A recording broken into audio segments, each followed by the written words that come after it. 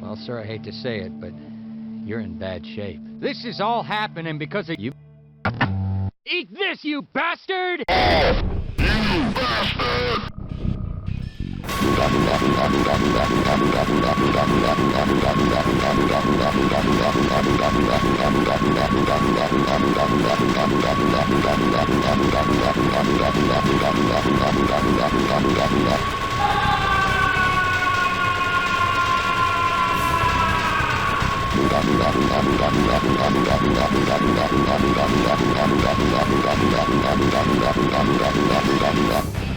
Muda.